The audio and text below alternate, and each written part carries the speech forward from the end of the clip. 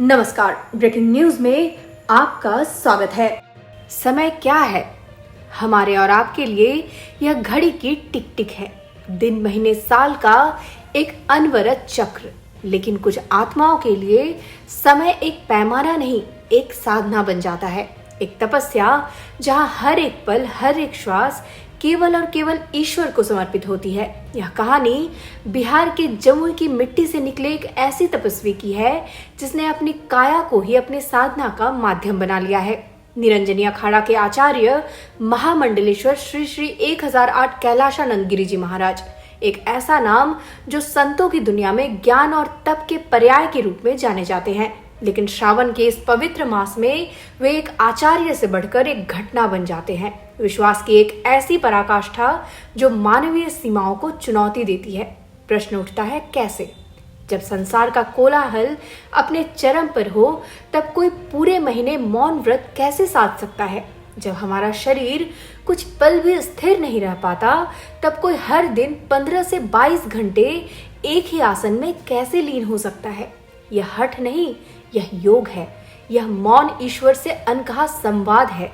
यह स्थिरता है, ब्रह्मांड के साथ एक हो जाने का प्रयास है।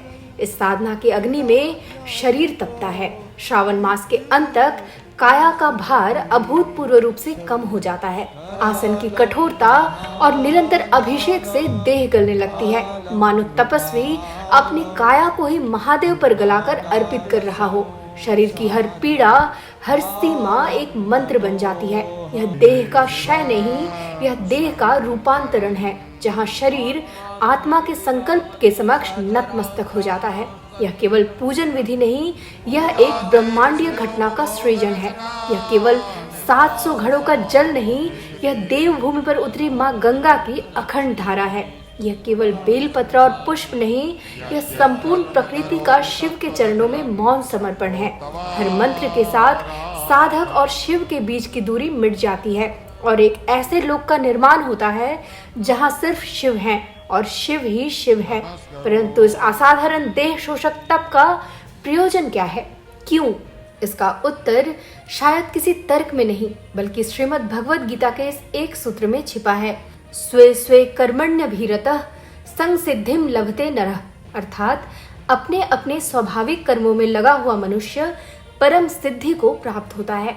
यह तपस्या आचार्य जी का स्वाभाविक कर्म है, उनकी आत्मा की पुकार है और इसी में उनकी सिद्धि निहित है। एक व्यक्ति का यह एकांत तप लाखों लोगों के लिए आस्था का महासागर बन जाता है। एक और हरिद्वार के इस पावन पीठ में श्रद्धालुओं की आंखें नम है, तो दूसरी ओर देश विदेश में लाखों मोबाइल स्क्रीन पर टिकी आस्थावान आंखें जो इस अद्भुत दर्शन मात्र से स्वयं को धन्य मानती है। इस युग में जहां सब कुछ क्षणिक और तीव्र है, आचार्य कैलाशानंद जी की तपस्या एक मौन अनुस्मारक है कि श्रद्धा, संकल्प और आत्मसमर्पण की शक्ति आज भी ब्रह्मांड को प्रभावित कर सकती है। यह केवल एक व्यक्ति की पूजा नहीं, यह भारत की सनातन आत्मा का दर्शन है।